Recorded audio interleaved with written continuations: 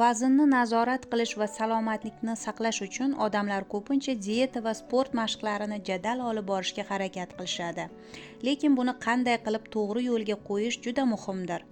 Buni sababi ko'pchilik insonlarda o'tkir dietalar yoki jismoniy mashqlarni tezda kuchaytirib, o'zgarishlarni tez ta'minlash istagi bo'ladi.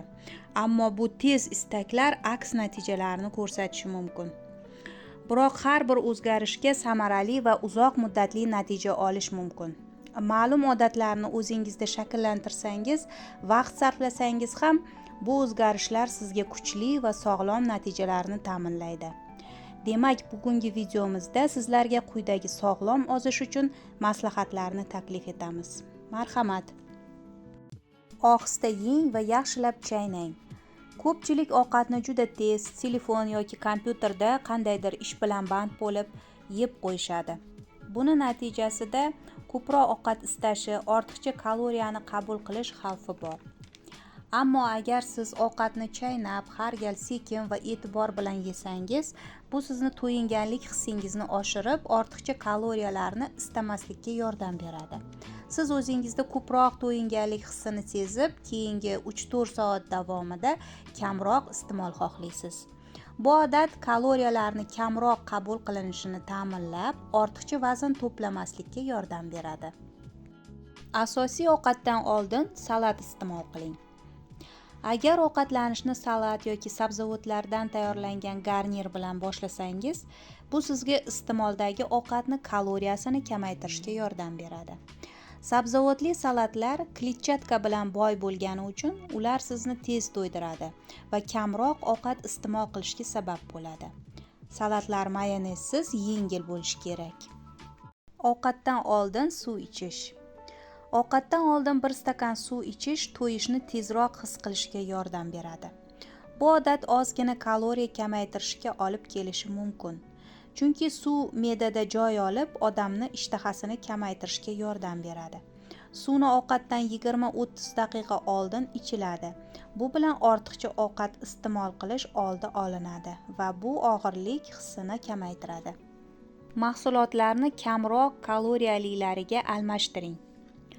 Ovqat tanlashda kaloriyalarni kamaytirishning sodda usuli yuqori kaloriyali mahsulotlarni past kaloriyali va sog'lom ovqatlar bilan almashtirishdir. Masalan, ovqatga ishlatiladigan har xil souslarni o'rniga ozgina zaytun yog'i, tabiiy ko'klardan yashil sous tayyorlash, kofega sut va qaymoq solmaslik, orada ko'k choy ichib turish, shakar o'rniga stevia iste'mol qilish, ya'ni shakar o'rnini bosuvchi tabiiy mahsulot. Oq nonni past kaloriyali va foydali javdar yoki qora nonga alishtirish kabi usullar ovqatlanishda kaloriyalarni kamaytirish, sog'lomlikni tiklash, vazn tashlashga yordam beradi. Sevimli taomlaringizga qat'iy taqiqlar qo'ymang. Shirinliklar, fast food, gazlangan ichimliklar kaloriyasi yuqori va to'yimsiz mahsulotlardir. Ushbu mahsulotlarni doimo yoki ortiqcha iste'mol qilish salomatlikka zararli va vazn yig'ishga olib keladi. Lekin ularni biroz cheklab iste'mol qilish borasida hadik hosil qilmaslik kerak. Dietadagi asosiy maqsad hayotingizni yaxshilash, lekin stressga tushmaslik uchun o'ta qat'iy cheklovlarga ham yo'l qo'ymaslik kerak. Bunday mahsulotlarni uzoq muddatga cheklash yoki butunlay iste'mol qilmaslik psixologik va fizik holatingizni buzilishini keltirib chiqarishi mumkin. Agar sizga shirinlik va fast foodlar sevimli bo'lsa, ularni juda kam iste'mol qilish yoki qiyinchilik tug'dirmaydigan miqdorda tanlash yaxshiroq. Maqsad ortiqcha kaloriyadan himoyalanish va shu bilan birga o'zingizni ruhiy holatingizni ham yaxshilashdir. Suyuq kaloriyalardan voz keching. Suyuq kaloriyalar bu organizmga ko'p kaloriya beradigan, lekin to'yim hissini bermaydigan ichimliklardir. Ularga gazli ichimliklar, energetiklar, shirin choy va shirin qahvalar kiradi. Bunday ichimliklar zudlik bilan ortiqcha kaloriya beradi, ammo qorin to'ymaydi. Natijada inson qisqa vaqt ichida yana ochlik his qiladi va ortiqcha ovqat yeyish ehtimoli ortadi. Gazli ichimliklar o'rniga oddiy suv, limonli suv, qandsiz choy, qahva ichganda ortiqcha shakar va qaymoq qo'shmaslik kerak. Sneklarni to'g'ri tanlang. Ozish jarayonida yengil gazaklar, ya'ni sneklar to'g'ri tanlansa, ular sizga to'g'ri energiya berib, ortiqcha ovqatlanishning oldi olinadi.